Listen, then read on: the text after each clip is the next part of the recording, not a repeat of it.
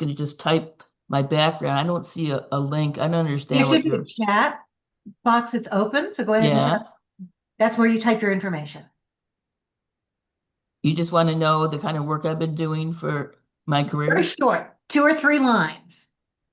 Okay, but if you're new to the group and you'd like to introduce yourself, we'll give you a chance to do that on screen. Okay.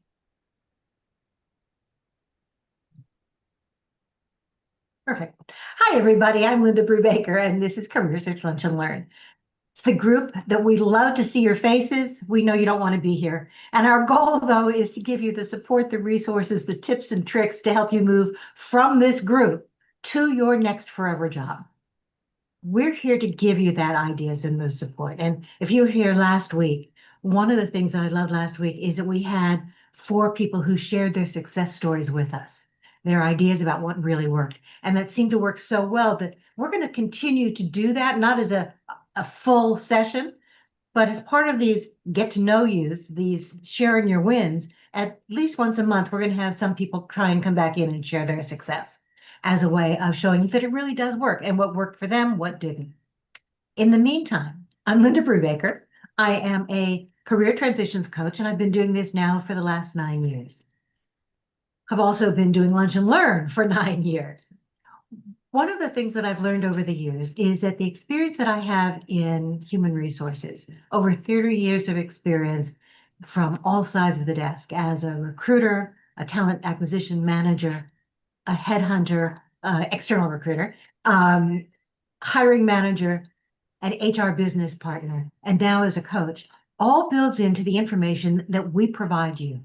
The goal is not only to build on our own experience, but to be able to build on the experience that we're seeing from our colleagues, the research that we're doing to see what's new, what's current, what works, what doesn't, so that you're always getting not only actionable tips, but actionable tips that actually work today.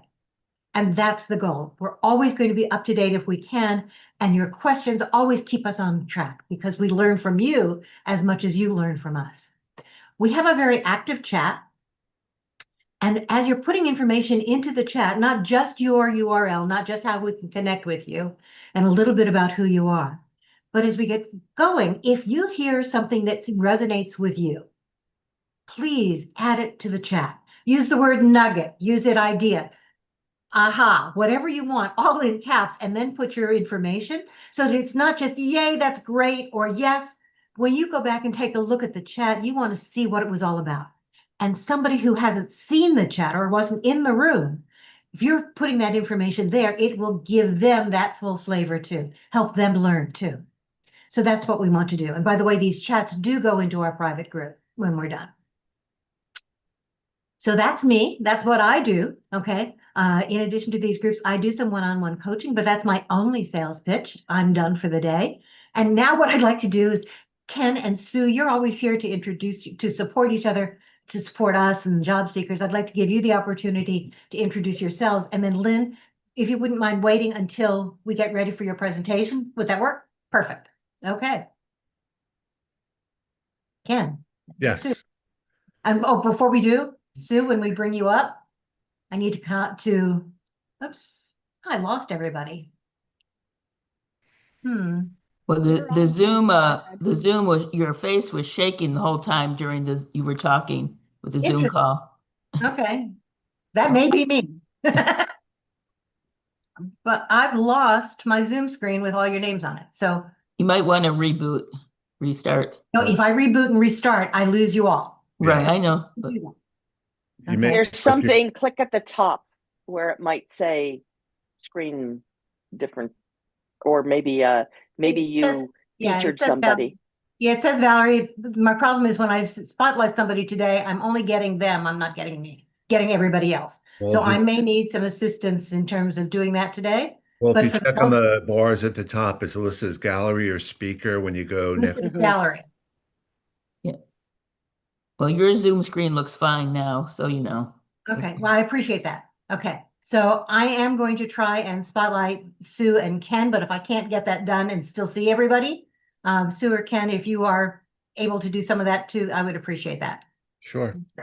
Okay, so Sue, I'm bringing you up first Oh, because, okay, and the reason, Sue, is that we want to congratulate you. Sue absolutely. just won the Outstanding Alumni Award, okay, for Tulane University for her role as a global mentor.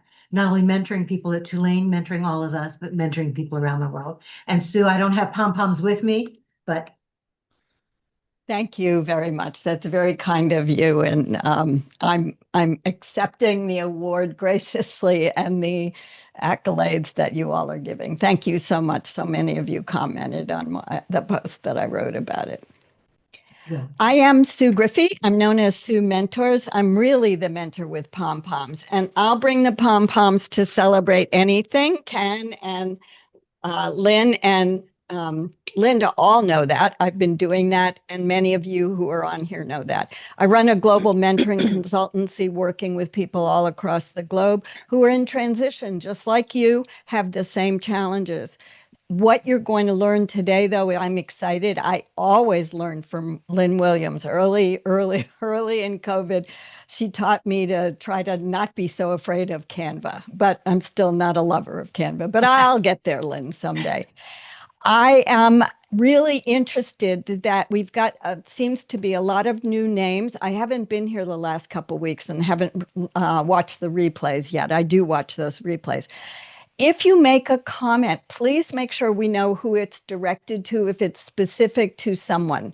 So congratulations, Ken Lang, for your going to see a baseball game or whatever it is, because otherwise all we get is congrats, congrats, congrats. And we sometimes know and can trace it. But also because the reason I emphasize this is the more you learn about being substantive in commenting and giving people context, this is what Linda was just talking about, the easier it is for you to be seen as an expert, as someone who contributes, who this is, by the way, networking that you're doing. And I'll stop there because I love this soapbox and I'll give it over to Ken, who's going to tell you about how to use the chat. You're doing great. Okay, thank you, Ken. Hi, good morning, everyone. Kenneth Lang here from Northern New Jersey, where we can't figure out if the weather's going to be hot or cold. Welcome to Chicago. I know it's in the 50s today. It was in the 90s last week. Who knows what's going to happen next?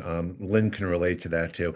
I, Yes. I'm a career counselor at Lee Hecht Harris, and I work with people that are in transition. And one of the challenges that we have there, honestly, is understanding how we can best support people. And I will tell you, one of the biggest frustrations we have there is that people don't take advantage of the services. So one of the things we've spoken about there is maybe letting our salespeople know that they have to make a better pitch as to why people need to take advantage of that, because apparently that's a different disconnect. As to myself, um, one of the things I've been working on most recently is not just attending groups and supporting groups, but doing a lot of commenting and on posts, which is even better than actually posting. My pitch here is twofold. I used to say, and I still will say it, make sure when you save the chat, you put it into a chat GPT type tool and focus on specifically what you want back, whether it's the LinkedIn URLs or anything like that. And that's why I think when Linda talks about a nugget or something like that, that is such an important thing. And the other thing, which I'm going to say, which is a new thing, is since we always want to introduce ourselves, I would recommend you have that introduction somewhere saved so you can just do a cut and paste of it right off the bat instead of just having to type it all over. And then you can edit it any way you want to for any group. I do that with all of what I do. I have multiple versions of it, so that way you have it. You don't have to be on the spot and worry about, oh my God, I mistyped this or mistyped that. Lynn, it is great to see you again. Well, with Misery Loves Company with the Phillies and Mets, by the way. Because Lynn and I, we go back and forth. She's an Eagles fan. I'm a Giants fan. I know. No, um, no, she's all Philly and I'm all New York, New Jersey. Um, but we have that in common now. Phillies and Mets, we are both. And last night was 12 in a row we lost. So I mean, we're just not in a good place now. But anyway, It's early, right? no, actually, at this point, it's perfectly fine. I'd rather we just tank the season. I'd rather we just clear out house. Um, at least there's the Red Sox. We got the NFL draft tomorrow night, which I'm so looking forward to, because every team starts even. So I uh, agree. Yeah. Although Bears have a number 25 pick, but Yeah, but you guys may be going to Indiana, and I don't understand that. nor do I. I mean, how are you going to be, what are you going to be, the Indiana Bears when you go? Who Ken, knows? Ken, the New York Giants play in New Jersey. And that's true. And that's a different issue. Oh, Totally. and well, wait, oh, San Francisco, they play in Santa Clara. But it's still the same state. It's still the I same know. state, and it's the corporate name. Exactly. It's the New York Football Giants. We have, but it's like with the World Cup. It's considered New York, New Jersey, even though the games are being played in MetLife. And we Yep. can have a whole discussion about the park and all that other stuff, but that's not what this group's about. No. Anyway, all right. We're now into everybody else who wants to introduce themselves. So, yes, by the way, I don't normally sell products. I'm not getting any money from this one. Okay. But I highly recommend a product called Text Expander. I think it's $39 a year. When Ken was talking about having your intro there so that you can do that, I can type my own snippets, they call them. Okay. I just type in, for example, for private group, I just typed in ZPRIV and it typed it all out for me. Okay. My intro, I just type 3 letters and it types it out for me. So I don't have to remember it. I don't have to copy and paste as I'm in these meetings. It really works. It's a good program. I'll put the name in the chat. But again, I have no vested interest in it. I make no money from it. It's just a product that I use, and for $39, it's not a bad thing for somebody else to use as well. Okay, I see we've got Logan's hand up. So by the way, if you're new to the group and you'd like to introduce yourself very quickly, please do. If you've got a quick win, and remember in this group, quick win means even you tried something, it didn't work, you got a rejection, but you tried. That's a win in our book. All yours, Logan. Okay. Hi, everyone. Welcome to the newbies. This is a great group. Glad to have you all here. Quick win for me. I had an HR recruiter screen last week. I had a hiring manager screen this week, and the next week I have a panel interview Wow. with a whole crew of people. It's with, I'm sure most of you know, Valvoline, based in Lexington, Kentucky. It's a remote role. So excited to do the panel interview and learn more all about what's going on over there. That's fantastic. How did you find that role? On my own through LinkedIn, a lot of networking, hitting people up. Perfect. Yeah. So It was interesting though. The initial, the application was this Olivia AI voice that you like chatted with. Where are you located? Put it in. Are you a citizen? Yes. Tell me about yourself. And then, and then that basically said, okay, now you're submitted. And then it was interesting. Yeah. I've seen the AI, those vocal or one-way screens for the first initial screening interview, but I haven't seen it for applications yet. Okay. Thank you very much. Yep. Thank you. Good luck. Keep us posted. All right. I'm going to bring up another couple people. Okay. Good morning, everybody. I am Dr. Shalia Nelson, and my win is so I've been following the Chef Ann Foundation. They do food for kids, basically, getting food into fresh food into schools. And somebody had gotten hired who happened to live in my area. So I was like, hey, let's connect. We met up and she's like, oh, you're on our blog. And I went, what are you talking about? And so Chef Ann Foundation quoted me in their blog. And then I got to call that out in my LinkedIn stuff, which was really, really cool. That was my big win. Absolutely. I think that's great. Congratulations. Thank you very much. Okay. Hi there. Not seeing your name on the screen, but Hey, is it for me, yes, Carol? it is. Oh, okay. Hey. Well, my quick win is I got a contractor job. So it's any job, I guess. And it was interesting because I just had the interview on Monday, and then yesterday they called me and told me that they wanted me to start filling out the background information, and I'm doing that now because my computer is a little slow, but it's out there. I made it, so it's not like the best thing since sliced bread that I really, really wanted, but it's a job, so I'm okay. And we're finding that there are more and more contract offerings these days rather than full-time roles. So contract roles are great. They give you those added skills, something else to add to your resume, as well as current projects and successes that you can build in and current references. Yeah. One of the things with a contract, though, always keep looking. Oh Even with yeah, contract.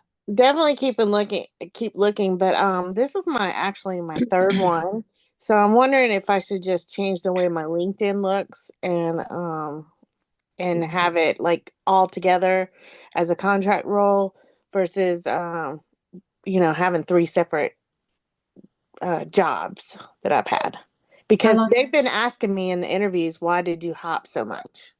Listed on LinkedIn as contract is number one. Yeah, that's what I have. Some of it is contract linked, but some of it's like short stints, like 6 months. And they've been asking me, why did I, hop around a little bit during the interview. So we can talk about that out in a little bit, but let me see. Lynn, Sue, Ken, do you have any ideas for her? Well, I don't want to take too much time with this part right now, but I can just jump in and say, if you are, first of all, I'm shocked that people in this day and age, knowing all the layoffs, that they're saying, why are you hopping around? That's ridiculous. In COVID, we finally understood job changes frequently. I would think you might want to create it. And Linda, I hope you can remember the place where you can become an employee under a looking for work type of role, and you could list those there, and then it clumps under one thing, but your overall timing is, January 2024 to current. And then it doesn't look like this job, this job, this job. And you can do the same thing on your resume. You can call it whatever consultancy org you want. You don't need an org on your resume. You just can say that use your initials. Mine are SJG consultancy, and then under contracts, whatever.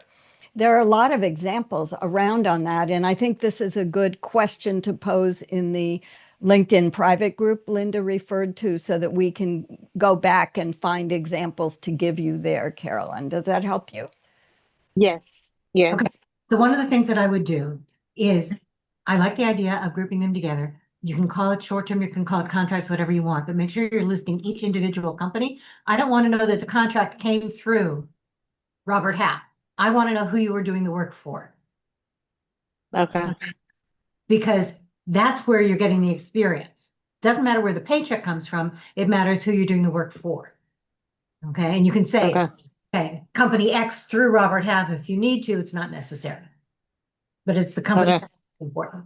In terms of grouping them all together, yes, you can call it consulting, you can call it just your own title, contract. Freelance. Okay. You can group build your own company page. Do your own company page and get that going as well. Okay, and that's a freebie. Okay, it just gives you a way of having that logo so LinkedIn finds it. You can also use, if you go into our private group, we have a couple of examples of things that you can use as placeholder companies to make sure that LinkedIn will find you, including you can be let's see, a contributor at Career Search Lunch and Learn. That is a company page. You can list that as your employment, as a current role. You can do some on LinkedIn. Just search company pages for open to opportunities and find one that seems to match. Okay. Okay. Perfect. Cool. Thank you. You're welcome. TJ. TJ, you need to unmute. Hello? Here you go. Just forget. Okay, I applied for 3 positions last night. I sent 18 connection requests out, and 6 of them replied. Nice. That's almost at over 50% response rate. That's great. So where did you find those positions to start with? LinkedIn. Excellent. And did you apply directly? Yes, Excellent. when available. And when you did that, and you sent out those connection requests, what kind of messages did you send? And were they to people in the company? What Yes, was that? recruiting managers, hiring managers, and potential teammates. Perfect. The personalized messaging really does work. So just It want to does. Okay. emphasize that. And if you want to share what that message looks like in the chat, that would be nice. So as an example of some of the messaging that works. That's not a bad thing either. Okay. Perfect. Thank you, TJ. Good luck. Thanks. Anybody else have a quick win?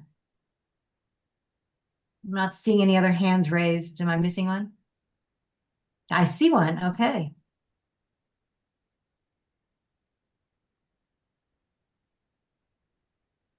All right, but it's not letting me. Oh, you need to turn your camera on if I'm going to put you on screen.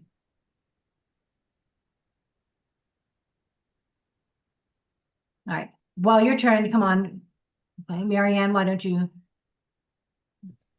I was going to say, Juliet, she's talking to you. Yeah. Okay.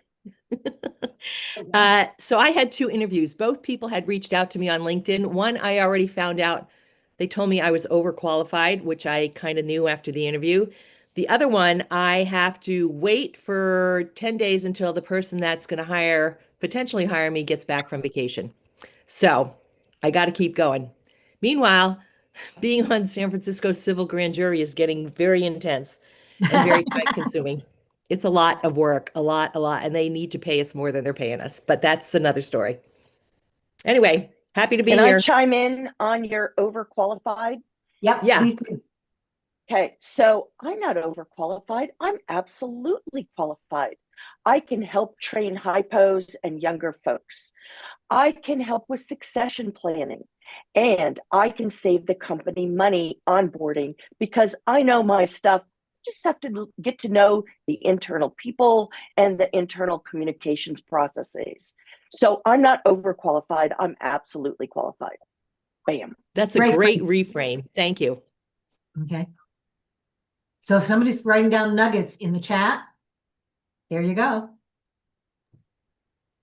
Hi, everybody. It's Juliet. Can you hear me?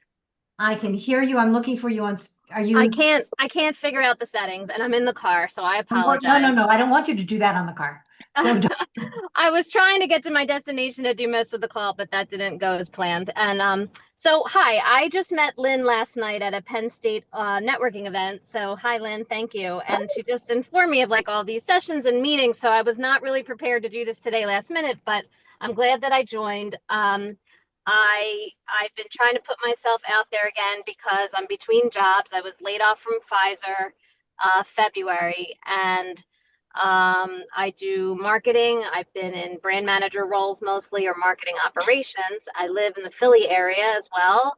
And I really just am a little too isolated, so I'm trying to get out there to talk with people, meet people, and also because sessions like this are more motivating to actually do the things that I'm dreading doing, like updating my resume, not specifically for a role, but maybe just to improve it in today's world, and just get tips from all of you when you have a cool idea or motivation to do what the gentleman just said about sending multiple contacts when you're applying to a job. I always thought I'm like annoying people if I reach like 10 people at the company. So pearls like that are really great to hear.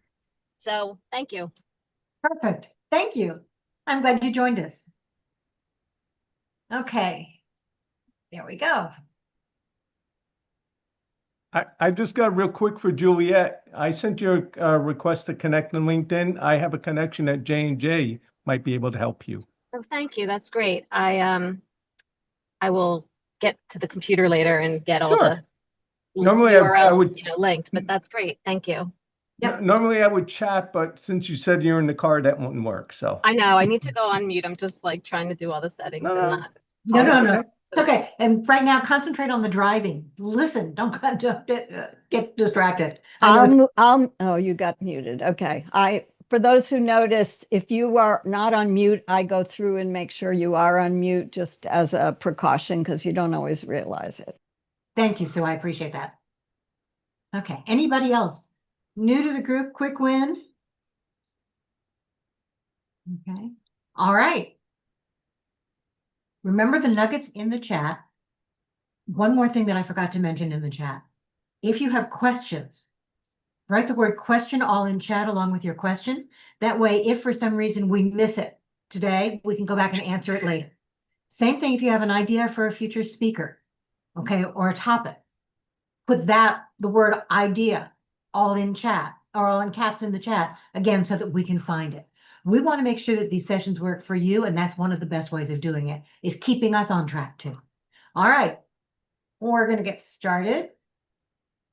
And rather than me introducing Lynne, I'm going to let her introduce herself. Lynne is somebody that I've known now on screen for several years. We've connected, we've shared ideas and been in several different groups together. I always learn something from Lynne. One of the things that I like about Lynne is Lynne with an E for education. She's always reminding us that while she's going through the educational process, it's important for all of us to do that as well, to keep our skills up to date, always be learning, always being open to new ideas. And here's Lynne to share some of hers. Well, thank you. I don't know that I am going to proceed with my doctoral dissertation or not. I am just so busy with 3 little grandsons, as you can see in the back there, 10 months old, 2 years old, and 5 years old. And aside from that, running 2 businesses.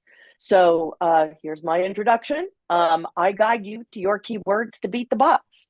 In other words, I write resumes, LinkedIn profiles, and my focus is on keywords. And no, keywords are not dead, even within the world of AI. So that's the one business. The other business is I'm the executive director. I run a 501c3 nonprofit that is basically volunteer run. We're all volunteers. We work on a super duper duper tight budget just to exist, to be able to bring 18 to 25 events a month. And I'll put some links in the chat on that. So it's greatcareers.org, and I'll show you that in a little bit. Now, when I first learned about this, I thought it was from 12 to 1. So somebody had booked a call with me at 1:30. So That's okay. I will be peacing out at 1:29 so I can get off and get onto my other Zoom. So if I don't get to all of your questions, please feel free to reach out to me or book a call with me. Happy to answer them. You can only book a 15-minute call, and then I add the Zoom link after. Why? Because I use the free tool, an application, because I like to keep my costs down. So you have to deal with the 2-step process rather than it be more efficient with everything, all the bells and whistles coming at you all at once. So I'm going to share some stuff in the chat. And the very last thing is the handout. All right. And that's what I'm going to pull up first here. So resume first, LinkedIn next, a smart strategy for job seekers. So I'm in Paoli, Pennsylvania, which is in the suburbs of Philly. And this is my office. So I do work outside of my home. And I, pay for the office on behalf of the nonprofit, which is down at the bottom of the page. So I'm gonna go back and forth and compare why you should prepare your resume first before you go on LinkedIn, right? So as you know, the resume doesn't have a banner. LinkedIn has a banner, and hopefully you all have some sort of a custom banner. And if you don't, then I'm going to go, excuse me, into Great Careers. And here's a step-by-step instructions on how to make a custom banner. So if you've got that grayish, greenish blob default, please change that. And you can do that absolutely positively for free. So You won't have access to all of the templates, but you can certainly, create something from the templates that are available to you. So the next thing is verification. Now on LinkedIn, there's this little gray shield. And if you have not done verification, it makes you like a real person, that you've verified yourself with your passport, your driver's license, or company email.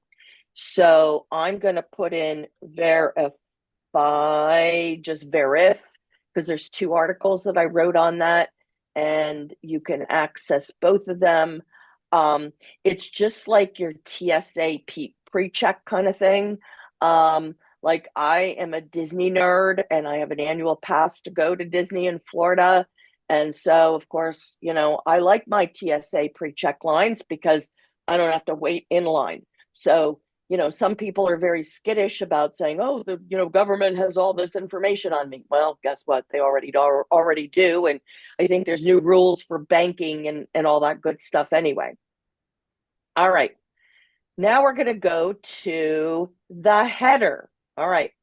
Now on a resume, I put information on, and of course on LinkedIn, in your header, you have your name. So let me pull up my demo resume. So on my header, I have first name, last name. And if you have a bunch of alphabet soup after your name, PhD, DOMD, MBA, et cetera, you can go ahead and put that on there because, you worked hard to earn those degrees, and toot your horn, right? So I put city and state. Some people put their general metropolitan area. A lot of recruiters want to see the zip code, but not everybody. So, depends on their database. There's a life sciences recruiter in my area by the name of Bill Fell.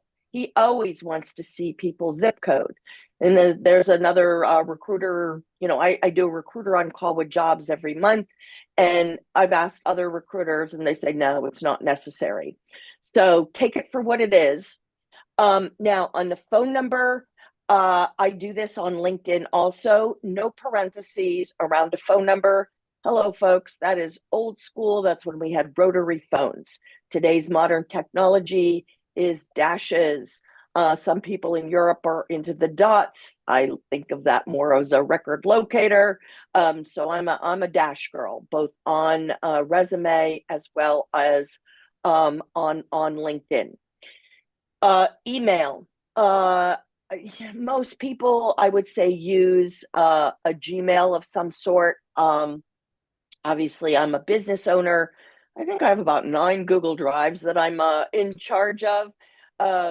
So I have my for-profit business and the nonprofit business, and yeah, I've got a couple emails that I go by. And then you want to absolutely customize your LinkedIn URL. Even in today's world, I still see people with a bunch of gobbledygook after their LinkedIn URL. They have not taken 10 seconds, really, not 10 seconds to customize. So if you have your first name, last name, a whole bunch of letters and numbers afterwards, I'm going to give you the instructions on how to change your life in 10 seconds, because you do not want to put anything that is not customized on the top of your resume or on your business card. All right, now, contact information. If you are on LinkedIn, you can see I have Greater Philadelphia area. Do not put your city. Like if I go right here where the pen is at the top right underneath my banner, and I go down here to the zip code, okay? I don't live in 19301. That's where my office is. But here I would say Paoli, Pennsylvania. That's what's going to come up. I don't want that. I don't want to peg myself in a little hole of a city. I want the major metropolitan area, and that's what you should have also. So make sure you change that. It's really important for reach, especially if you're a job seeker. So if you're in Princeton, New Jersey, for example, okay, or Wilmington, Delaware, that's not a major metropolitan area. For Princeton, you're going to either have to choose Greater Philadelphia or New York metro area. For Wilmington, Delaware, you're going to have to choose, Greater Philadelphia. So there are certain cities, even though, you may think it's a large metropolitan area, you may have to put a different zip code in, to make it work for you. Do we have any questions before I move on? Because I can't moderate the chat. You do that edit? Say that again? Lynn, on your Where do screen, you do that edit one more time, please? For the zip code? Uh-huh. So here's the banner, and right here's the little pen just under the banner at the top right. You click on that, and then down here you find your postal code, and mine would come up as Paoli, Pennsylvania. Okay, so I don't want Paoli, I want the little down arrow, I want the Greater Philadelphia. So I always want the major metropolitan area. So for example, if you're in New York City, you don't want New York City, you want New York metro area. Okay, same thing for Toronto. You're not in Toronto, you're in the Greater Toronto area. Perfect, got it, thank you. All right, awesome. All right, so next thing is we're going to go and talk about your headline.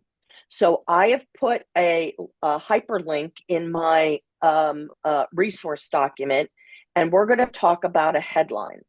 So since I met Juliet last night, Juliet, are you game for me being you being a guinea pig? Yes. I don't know. I don't even know if Yes. I've connected with her on LinkedIn. So let's just see. I know. I might But- have to send that to you when I get to my computer. Yeah, I mean, I have been going since I came back from that Penn State networking Exactly. event last night. Okay. But yes, So thank here you. we Let's go. definitely connect later. Oops. Okay. All right. So here we go. There she is. Okay. Pharma marketing leader, healthcare advocate, perseverance is my key to success. Okay. So what she has is some a key title, other keywords, and then she has what I would call a USP. So a USP is a unique selling proposition. Now, you can see she has Villanova, Pennsylvania. So she just learned something about changing Greater Philadelphia area, right? But here in her headline, she has got less than 220 characters.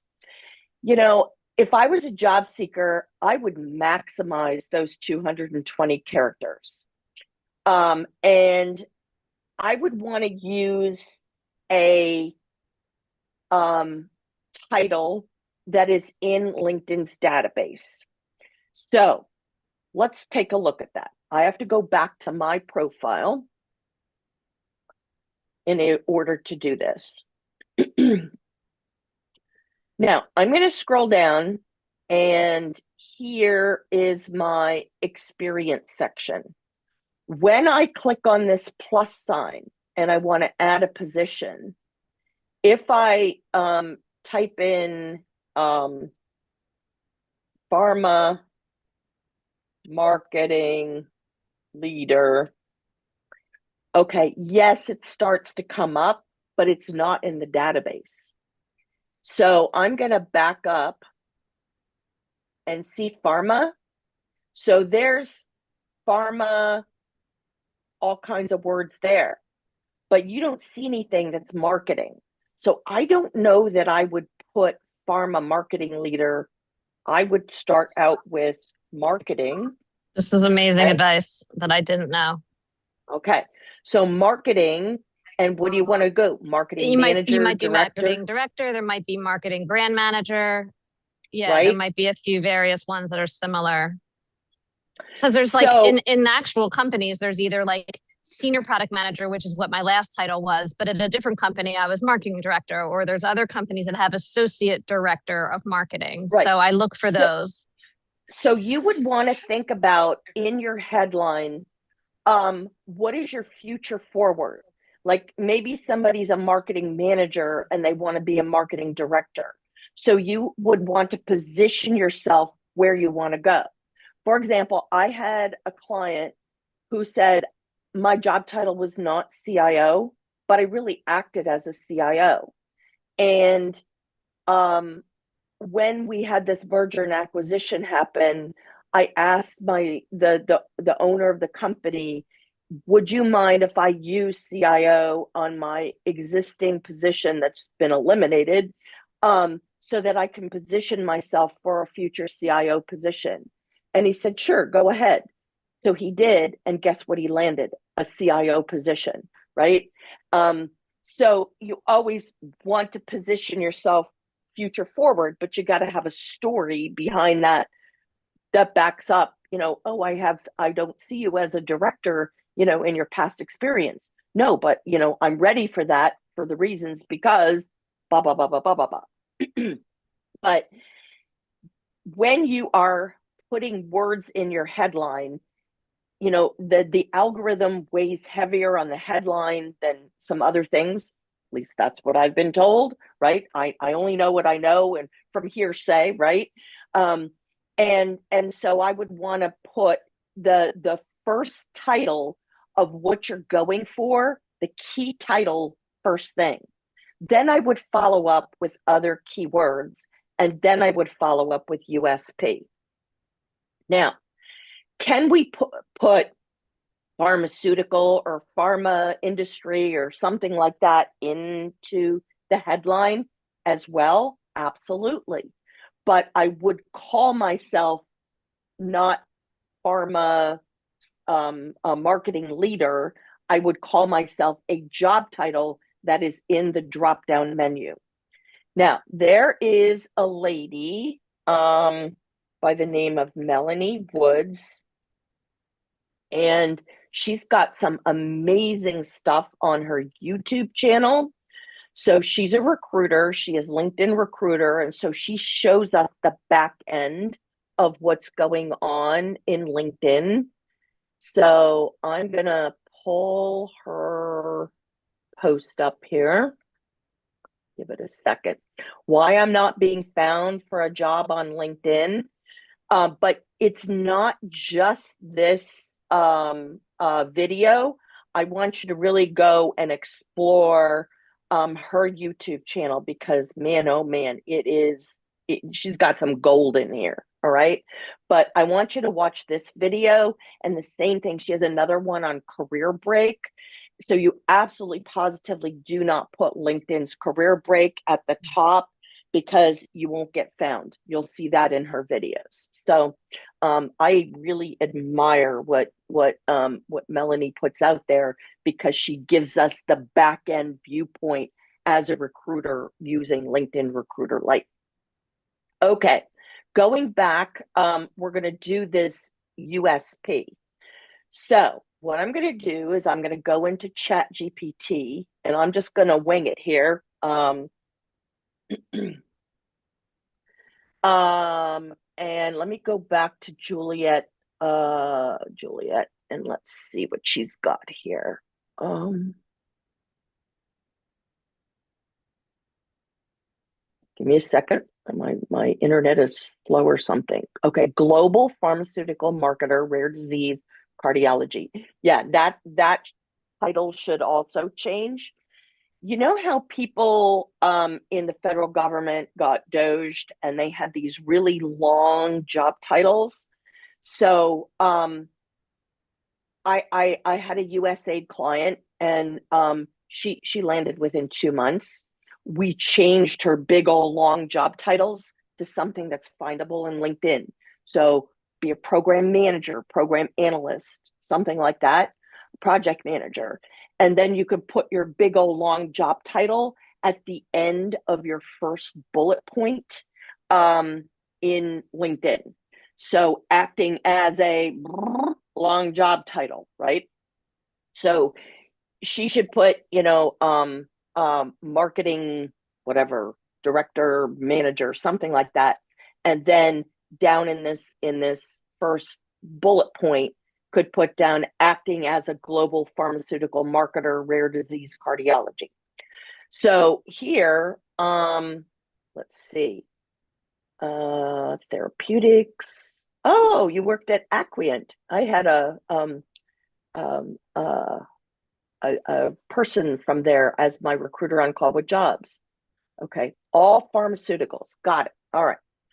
So I'm going to go into Chat GPT. Oh, all right. All right, and I'm going to put in a prompt.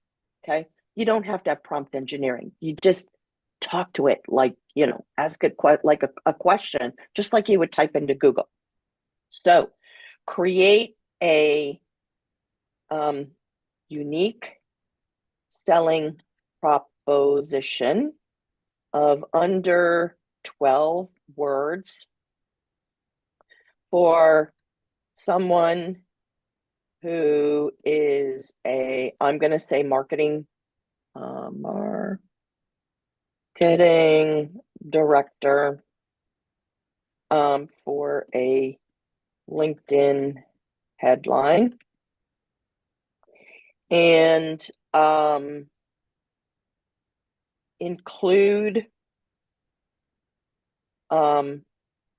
pharmaceutical industry and let me go back to her profile. Wow, this is slow today. Perseverance. Okay. Include pharmaceutical industry and the word perseverance in the USP. Now I'm going to go back and put USP after my words there. And provide me with several options that are conservative and several that are memorable as well as humorous. And another thing I'm going to put in and include global. And okay, so now I'm going to copy and paste this prompt, and obviously you can customize this to you. All right, and I'm gonna put it in there and let's see what happens. So here are conservative USP options. You can make it under 15 words or under 10 words. Global pharmaceutical marketing director driven by perseverance. Perseverance in global pharmaceutical manufacturing leadership, etc. Let's go to the memorable ones. Global pharma growth engine fueled by perseverance. Perseverance behind global pharmaceutical market wins, where global pharma strategy meets perseverance, etc. Now let's go to the humorous ones. Global pharma marketing fueled by coffee and perseverance. I will give a cheers to that coffee. All right. Perseverance, my favorite global pharma KPI. Okay. Global pharma marketing director powered by perseverance mostly. Now, can you take this fodder and from ChatGPT and say, okay, I'm going to tweak it and customize it and make it my own, because it has to resonate with you. You have to love it. You got to buy into it. Now, here is where it says best LinkedIn headline ready picks. So it's telling me, ChatGPT is telling me which ones it likes the best. Okay, engine fueled by perseverance. delivering global pharmaceutical results with perseverance, etc. So what I'm going to do is I'm going to click on this little share button, and in a hot minute, it's going to give me a copy link, and then I'm going to put that in the chat so that everyone here can access this. And Juliet, don't worry, I'm going to save the chat. If you're in the car, you can't reach this on your phone, but not to worry. I will catch up with you later. So this process can be used for anybody. So when I put this link in headline with USP, here is how to craft a standout LinkedIn headline step by step. And then here's my step 1, step 2, step 3, step 4, step 5, and here's a couple different examples. So you can do this for you, but it has to resonate with you. Now, on LinkedIn, whether you're on a group, a company page, on a tablet, on a phone, on a desktop, I'm all about the very first thing is the key title. Okay. Then keyword, keyword, keyword, keyword, USP. Now you ask 10 resume writers, 10 LinkedIn profile writers how to do this headline, you're going to get 20 different answers. This is Lynne's style. Okay. There's no one right way, no one wrong way. Everybody's ways, if they work, but this is what I do and how I approach things with my clients. All right, before I go on to the next thing, do we have any questions in the chat? We've had a couple, but so far it looks as though most Hi, of us. Helene. Sorry. Who's this? Who is this? This is Soumya. Hi, Lynne. I have a quick question. I'm part of your, I guess, your Google Drive. I'm part of the Great Career Network's Google thingy. Yep. Did you change the link or something? Because I know after Substack, like you put a lot of stuff on the, but did you change the link? Because I can't get into it. But then I'm assuming you might have changed a lot of things around. Okay. So if you have questions about the Great Careers Network, then hit me up offline on that. Okay. So we don't take the time on this call. All right. Okay. All right. Thanks. But all right. Let me go to the profile summary paragraph. All right. I'm sorry. This is Shaleia Nelson. I had one quick question. Sure. Why conservative? There are people in the banking industry and Wall Street, and you know, if they do anything that is humorous or whatnot, it may not fly. It depends on your industry. They might think we're crazy. So it's industry specific. So for my stuff, I'd probably not do conservative. It's not industry specific. It could be, but it's like, what do you feel comfortable with, and what would your industry feel comfortable with? You saying, okay? Gotcha. But this is where you can use AI to help you, but you don't want AI writing, you know, taking over your authentic personality. You have to be you, right? So instead of conservative, if that is not what is in my industry, what would I use instead? This is all individualized. I can't really answer that, you know. I agree.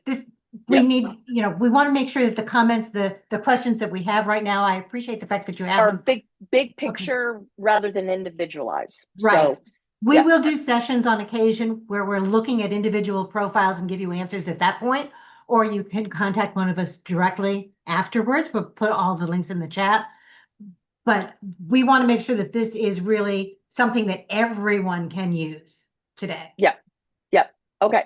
Now let's talk about the profile summary paragraph. Now, here on my demo resume, I do a targeted title with X years of experience in the something something industry. Next sentence, expertise in. Next sentence, strengths include. Next sentence, known for. Now, I typically shoot for 5 to 6 lines at the max. I prefer 5 lines. If you've got too much on your resume and it is like too paragraphy, people's eyes are going to glaze over. They're not going to read it. So you want it to be inviting to the human eye at the top of your resume.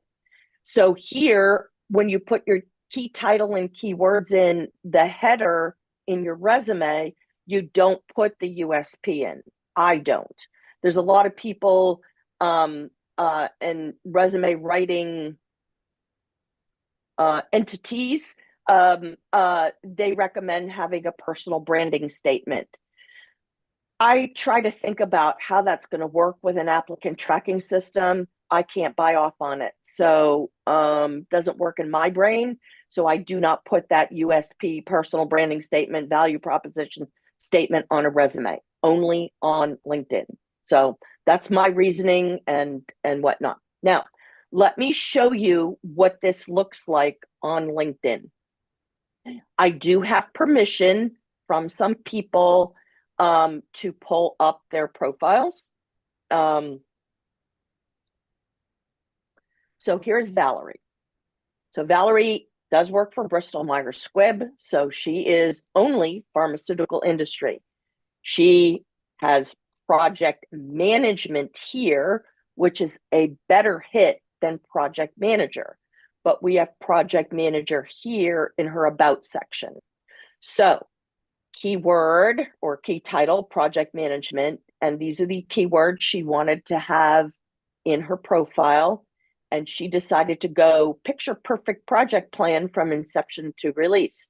So she decided to use a little alliteration for fun. Okay.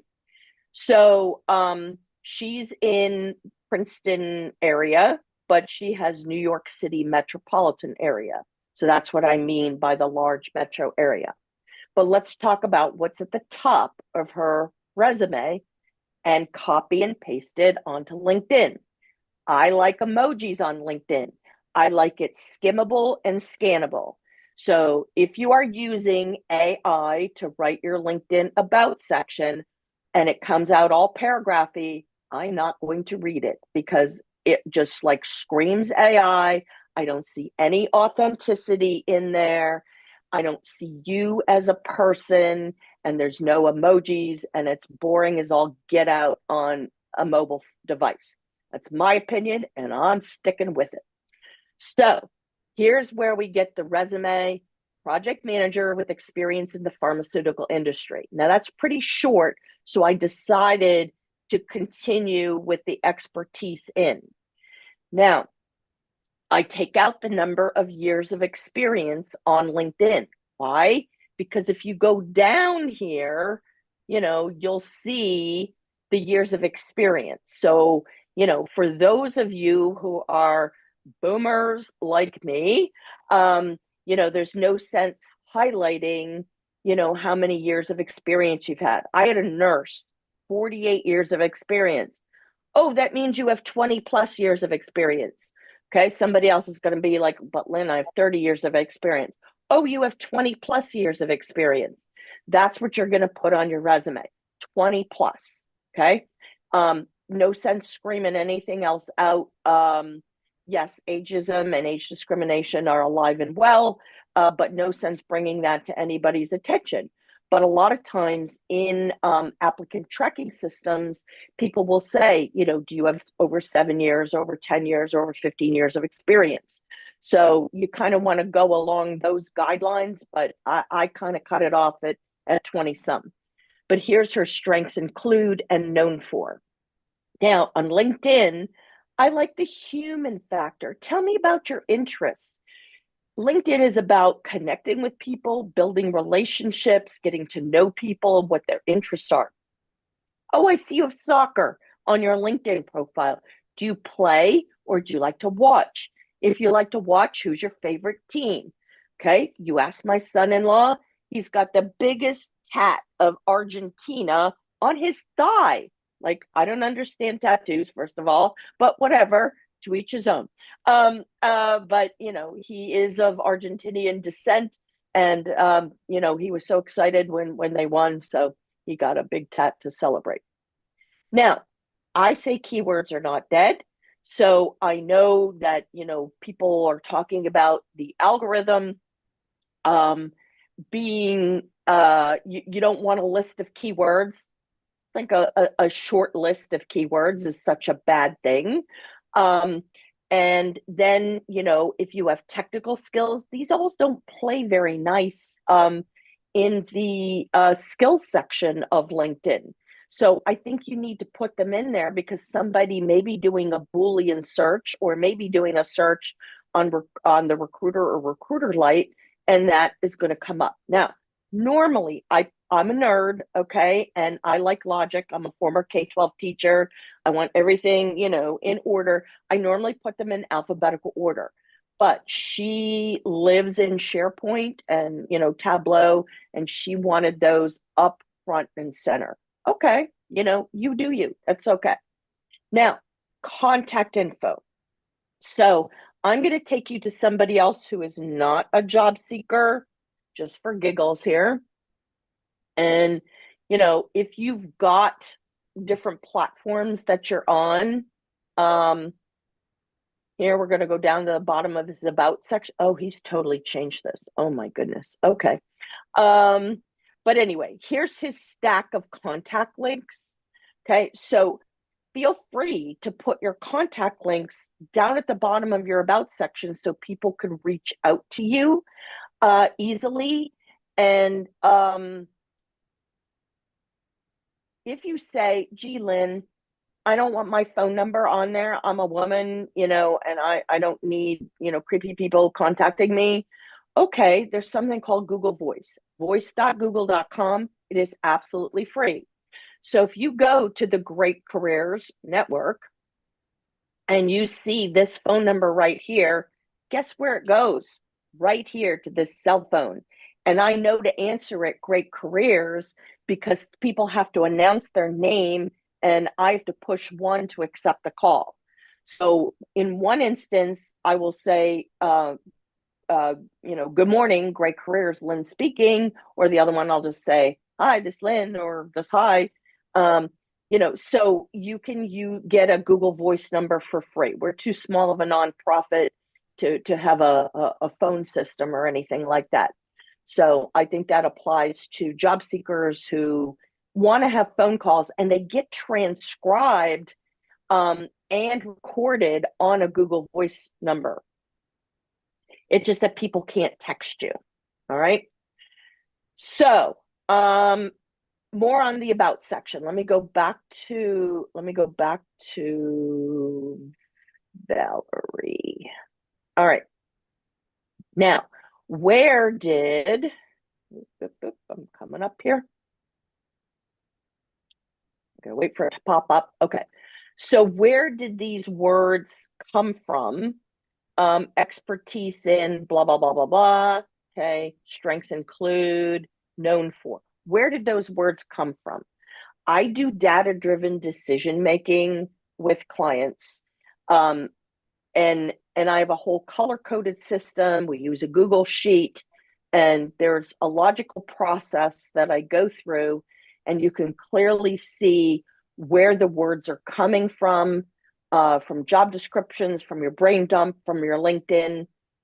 I've had clients see the words that they have in LinkedIn skills section, and what happens is they're like, oh my gosh, these words are not in LinkedIn's database. I have a major spring cleaning to do at any time of the year.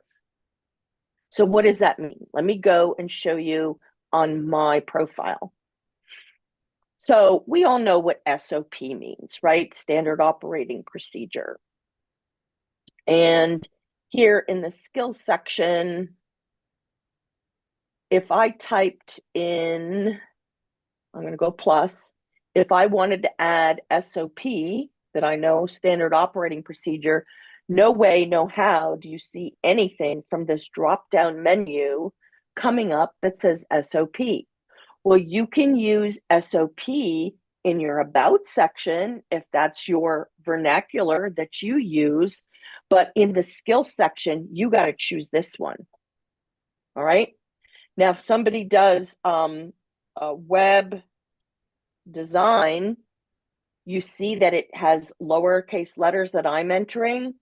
That's not what's in LinkedIn's database. You can't type that, and you need to choose this one, right? So you have to play nice with the database for job titles as well as skills. But you don't necessarily know what word is the best word to use for the job descriptions that you're trying to apply to if you don't engage in the data-driven decision making. Now, I'm going to take you to Google Trends, trends.google.com, and we're going to look up project manager, and we're going to compare that to project management. And for the purposes of Linda coming in from... You spelled project management wrong. Oh, yes, I did. Thank you. Let me do that again. All right. That would probably Okay. have flatlined your results. Yeah, it sure will. All right. So now I don't want United States. I'm going to do Chicago, Illinois. All right. So now I don't want the past 24 hours. Let me at least get the past 3 months. Okay. So let's see what's happening. Do you see project management is being searched way more on Google than project manager? All right. It tells me from the line chart and from the bar chart. And, so all my PhD geeks in here, you love data, right? Statistical data. Boom. There you go. All right, so now let's go and do this on LinkedIn. I'm going to go to the Jobs tab. And if you don't have two bars here, you're probably, let me just do this for a second. And I'm going to get back to where you normally are with maybe one search bar. But I got to wait for it to populate. Hang on. Okay. So if you have one search bar when you hit the Jobs tab, this is what I want you to do.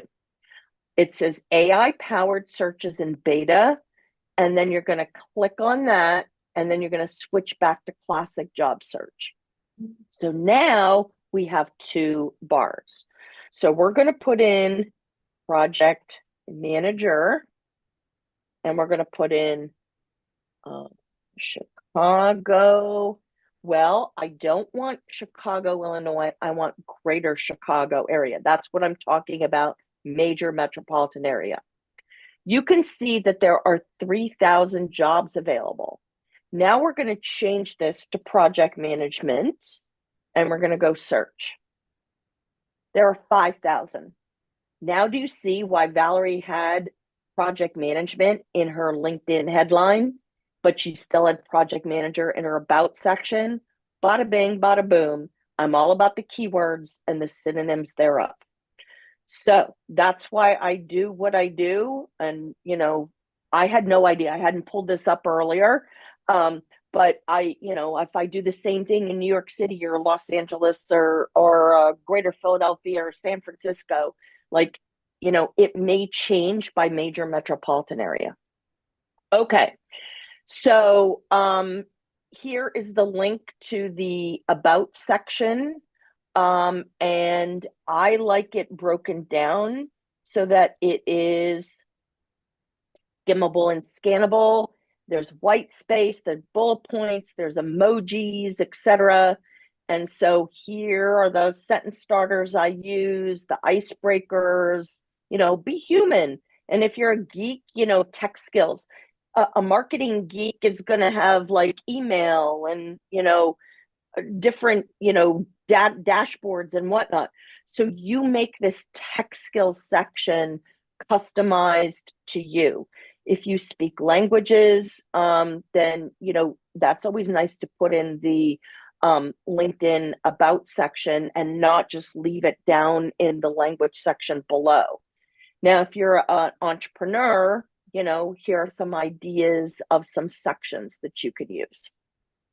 All right. So you can still use that top part of your resume, the profile summary paragraph, pop that in the top of the about section on LinkedIn, but then become human on LinkedIn. Now, we do have algorithms to take note of. So I'm going to go back to my the last person that gave me a recommendation, my 100th recommendation. I haven't asked everybody for recommendations. I probably should have gone back to do that. But here's Keith. All right. So Keith, we did not do a resume for. He's just like, I have nothing on my LinkedIn profile very much, and I need to build it up. So we basically created resume type verbiage, but we didn't create a resume. So he's in a financial world. So his USP is more conservative, right? He does portfolio management. So where volatility meets strategy. And he put his USP in his banner, right? So here we go into his about section. This is what he does, expertise in, strengths include, known for. So I do this even with people who are employed. Now, this part right here, we might have used some prompts in AI that related to the algorithms. So this, strayed a little bit from what I've done in the recent past with other clients. Now, I don't know what happened, but some things broke, I think, when he was copying and pasting over. But here are some keywords for him. And then he lost his bullet points in his technologies used. Or, I think actually maybe he did that on his own. But here, again, we didn't do a resume, but we got these bullet points. These bullet points come from a Word document. If you use bullet points from a Google Doc, they're big and ugly and in your face, and I just don't like them. So you can see bullet point, white space, bullet point, white space. It's nice and easy for the human eye to skim and scan. The metrics pop out, right? Metrics pop out more when you have white space. And yes, you should have a metric in every single bullet point on your resume and your LinkedIn profile in this job market, because companies thrive on ROI, right? So you need to show your impact and how you help the company make money, save time, and improve processes. So metrics, metrics, metrics, metrics, metrics. And if you go to Valerie's profile, you will see all the way down to the beginning of time. I call that my process is you're going to have a hate-love relationship with me. You're going to hate working with me, but in the end, you will love me because we got through that ugly part and pulled all those metrics out of you. And now you look like a rock star. And guess what? You never, ever have to go back and touch all your past experience in your LinkedIn profile ever again, because it's well written. It's got the metrics in it. You only have to worry about keeping your performance metrics for your supervisor in your next job that you're going to land, right? So there's my 2 cents worth. Now I'm going to go back and here's the USAID lady that got a job within 2 months, and I'm watching my time. Okay, I'm going to go to Dr. Laura, and Dr. Laura, you can see she only has 243 connections. You need over 500. But remember I said keywords are not dead? Okay, so I'm going to go down and share the recommendations that she gave me, okay? I'm excited to share the big news. I was found by an amazing company. I've already begun my employment thanks to Lynne's expert resume and LinkedIn guidance, as well as her true keyword wizardry. I was discovered on LinkedIn in just a couple of weeks after finalizing my profile with only a little over 100 connections. Of note, I never applied to the role of medical director I ultimately landed. This is the message that keywords are not dead, okay? She didn't apply to the role. They found her. She wasn't a medical director. We positioned her as that. So if you optimize your LinkedIn profile, you get the right keywords in there, you know, and you put your metrics in there, you're going to be a rock star and you're going to shine. And it's going to differentiate you from other people that are in the same type of roles as you. So I do core competencies. They're called skills on LinkedIn, and it's from the database. But the core competencies, I put in alphabetical order in columns, not tables, in the pretty resume. Now, the pretty resume, this is my one and only format. And if you're going to ask me, Lynn, can we have that? Become a client. And yes, you can. But I do not give this template out otherwise. So in the deconstructed resume for the bots, for the applicant tracking system, this whole section shifts down to the bottom, becomes left justified, taking out the bullets, but I still keep it in alphabetical order. And they're all skills. And the section is called skills, not core competencies. But the top half of the resume on the first page, that's what people are going to spend their like 6 to 15 seconds on, trying to get a handle on you. Are you showcasing your best self? You know, that so that people can get a handle on you, skimming and scanning your profile. That's why I do the headline, being very clear about, you know, what you want to be when you grow up. 5, preferably lines of text, core competencies. Now, technical skills if you're a geek, okay? But that doesn't always have to be there. And career highlights. So I'm going to stop share and reshare. I believe in having a master resume. And in December, I decided to create a master resume for myself. It is 9 pages. Would I ever hand that out to anybody? No. But 9 pages. Mine is 6 lines. I tried, and I have, you know, 4 lines here. But here are career highlights. Okay. And yes, these are more than 2 lines, but I needed to do what I needed to do. But these are my sweet spots, my buckets, and my impact, my measurement. And then I went to put metrics, and I bold all the metrics in my resume. So, and any number from 0 to 9, I use the word as well as the numerical value in parentheses. You see how those numbers pop out? I'm ready to talk turkey. Okay. If I wanted a job, I'm ready to talk turkey and come to the table. All right. But here I gathered everything because I wanted to update my LinkedIn profile. I'm still working on updating my LinkedIn profile. But here, you know, education, there's all my certifications, all my awards and honors, my professional organizations. What is this? My speaking, grant writing, volunteering. Like, I wouldn't give this to anybody, but it's the master resume. It doesn't matter how long it is, but I can take this down to a 2-page resume if I need to. All right. So I'm going to go back to my Google and give me a second here. All right. So career highlights, those can go on in your about section in your LinkedIn profile. The way, in my humble opinion, from all the research that I've done on the applicant tracking system, the way you need to set up your jobs are company name, comma, city, comma, state, tab over, numerical values for the dates, job title underneath, and then bullet points underneath. A lot of people put in explanations about their company or their responsibilities. I don't do that because I write for LinkedIn.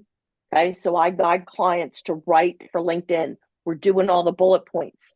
So if you want to say, you know, worked at a 283 bed hospital, okay, instead of that, in that little explanation above your bullet points, I would weave that into the first bullet point. And then you got a metric in there, right? Now, if you work remotely, I'm sorry, you can still put remote in there if you want to, or you can put that in a bullet point. But every company has a headquarters, has a city and a state or country or, a province, something like that. You have to think like a database. You absolutely have to think like a database when you're writing your resume. So going back to my LinkedIn profile, if you go to your library, you might find this book, Find Your Fit, A Practical Guide to Landing the Job You Love. The foreword was written by the very famous Dick Bowles, who wrote What Color's Your Parachute. He passed away in 2017. This book was written in 2016. I wrote chapter 8 in this book, and it started being about applying to jobs, and it had to do with an applicant tracking system. So I still honestly use all the techniques we now with AI in mind, but I'm going to put the article that I wrote about the applicant tracking system in the chat for you, so you get the short and sweet version, which is this. And chat, come on. And again, I can't moderate the chat, so I see it's busy here, but I want to keep going because I've only got a few more minutes. Great. Let's see. All right. So professional experience, talked about that. White space in between bullet points on LinkedIn, but you obviously don't have the space on a resume. I'm okay with up to a 3-page resume for a senior executive. I prefer 2 pages. That's my favorite, but I am not down on a 1-page resume unless you're 14 years old. I'm sorry, I'm sticking with it. You cannot get enough information on it, and you don't want to use a highly formatted 2-column resume. It should always be written from left to right. Otherwise, you may not stand a chance with an applicant tracking system. You want the bots to extract your information and copy it and paste it into the fields of a database.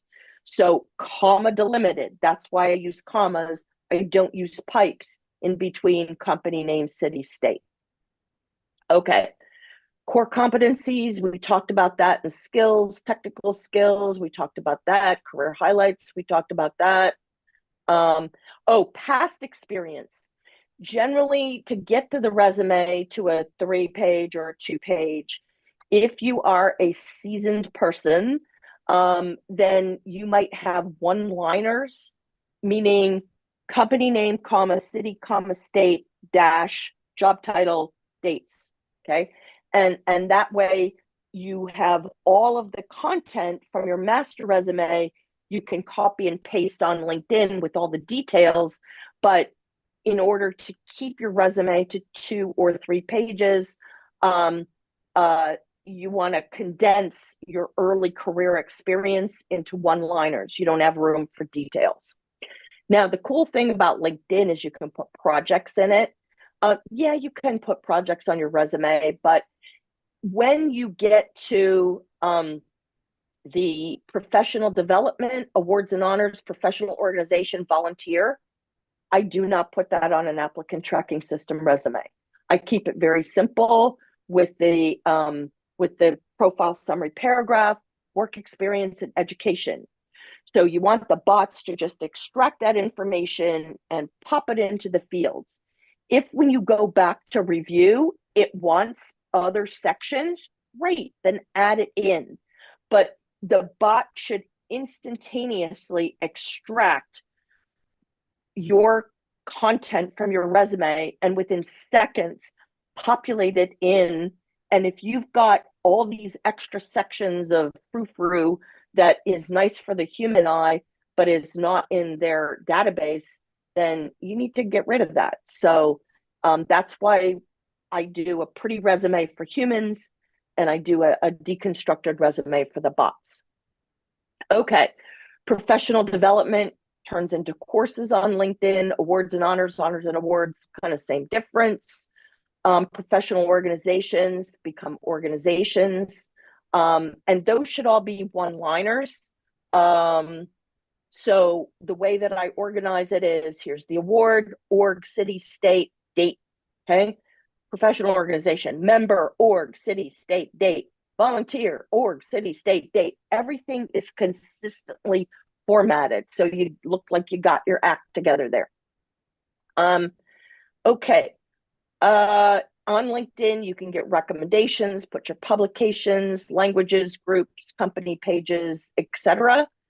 So hopefully all those, tips will help you. And I'm going to do my quick commercial. So if you go on my LinkedIn profile to more gobsmacking resources, this is my Linktree link of links. I'm running a career readiness camp for teens this summer, online and in person. The second link is for the nonprofit. Here are my upcoming speaking events. So some are free, some are behind the paywall. Sorry, $8 a month for my nonprofit. For all those events, it's all I can do. We can't survive otherwise to be able to pay for the software. So all that's coming up, and then here's my Substack. I have 5.2K subscribers, and I've got lots of articles that I put out there. My LinkedIn newsletter, I have like 9,400 subscribers. I also write for, this is a Google Doc, these online publications, and he has over 120,000 subscribers. And for all the career coaches that happen to be on the call, I love co-authoring, hint, hint, hint. So if you'd like to write an article and then I chime in on it, I will absolutely positively get it out there. And then here's my link to book a call. And then here's some other places that I volunteer with. So that's my story. I'm sticking to it. And, got lots of other LinkedIn and resume and whatnot workshops.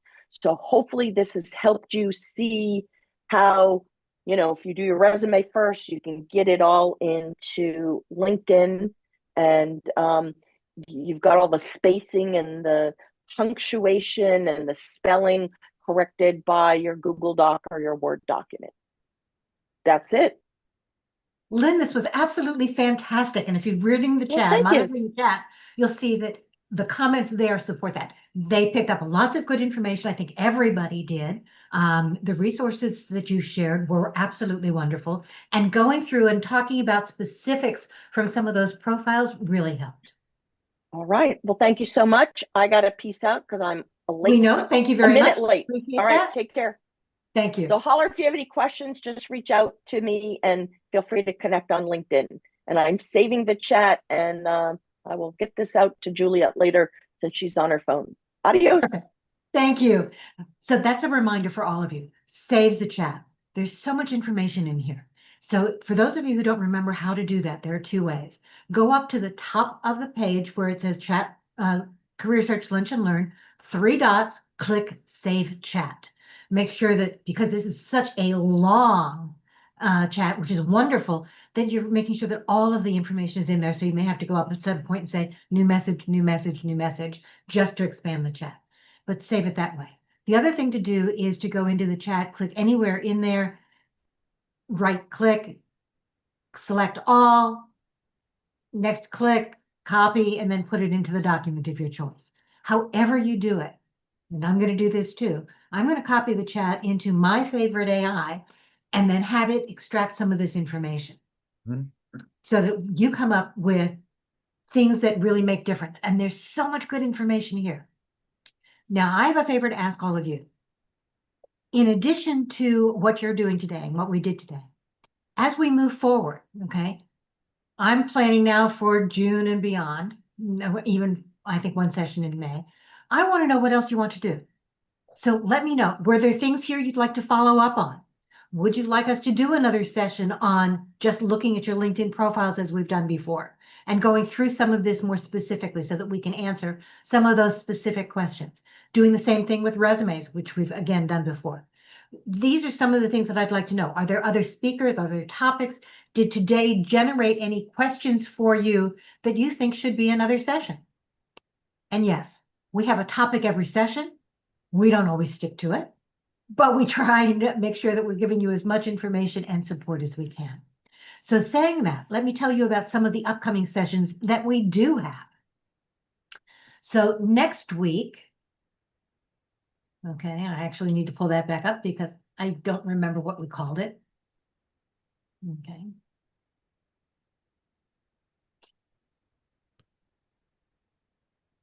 Sorry about that, guys. Just a second. Should have had this up.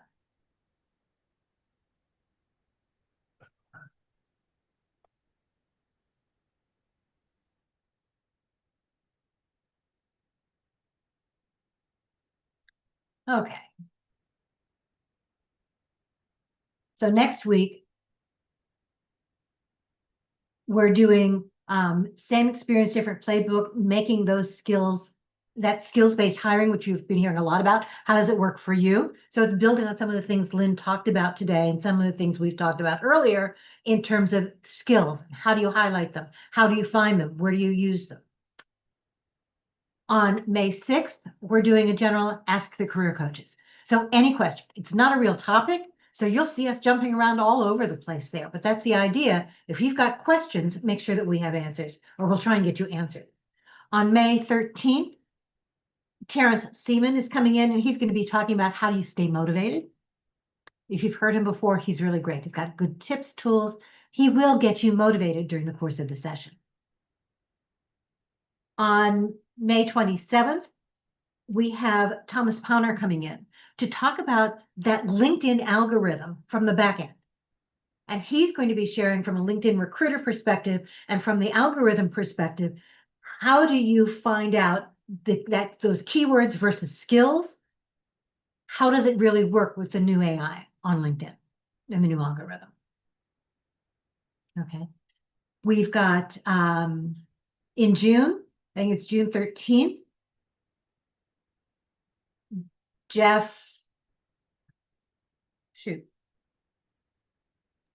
LinkedIn Guru.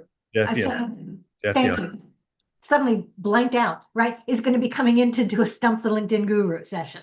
Okay, that's June 13th. So we're continuing to plan. Ken is going to set a date for us. Sandra Vergoza, who was here last week and has done a program for us before on using AI in your job search, is going to come back and do another one as well. See whether we can't get Sue to do one too. But we've got lots of things in the works, but we want to make sure that these really do work for you. So please keep those ideas coming. And if there are ways that we can help you, reach out. Our information is in the chat. Okay, the chat will go into the private group. You can connect with all of us.